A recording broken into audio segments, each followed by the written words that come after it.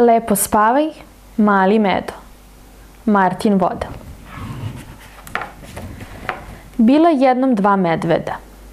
Veliki Meda i mali Meda.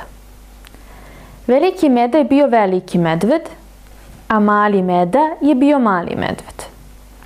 Jednoga dana, dok je veliki Meda nešto radio, mali Meda je izašao da se igra. Mali Meda se popeo u stene iznad medveđe pećine.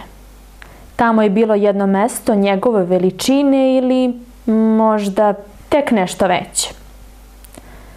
Ovdje bih mogao da imam svoju pećinu, pomislio je mali Meda, sa krevetom, stolicom i stolom.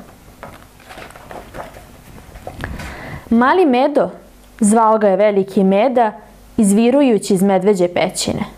Mali Medo, mali Medo, dozivao je veliki Meda izlazeći iz pećine. Mali Medo, zvao je veliki Meda, ali nije mogao da vidi malog Medu.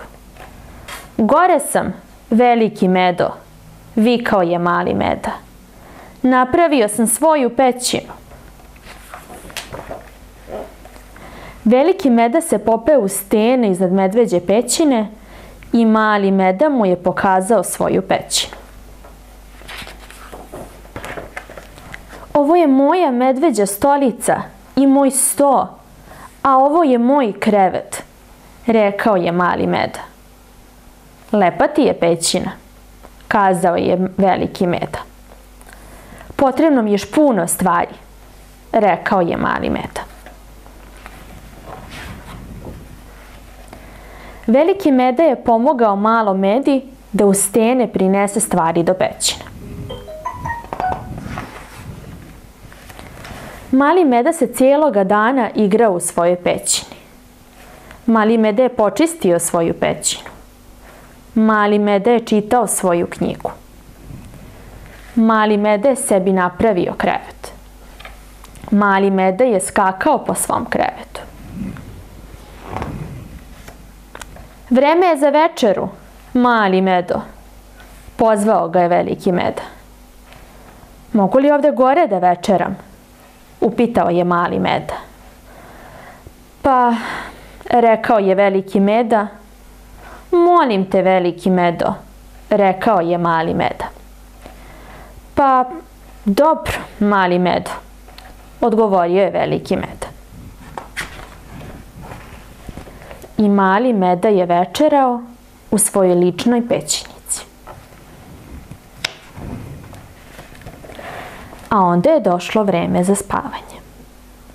Da li mogu da spavam ovdje? Pitao je mali Meda. Važi, mali Medo, rekao je veliki Meda i ušuškao u krevet malog Medu. Lepo spavaj, mali Medo, rekao je veliki Meda. Ako ti budem trebao, bit ću u medveđoj pećini. Sam i bez malog Mede, veliki Meda se tužno odgegao sve do medveđe pećine.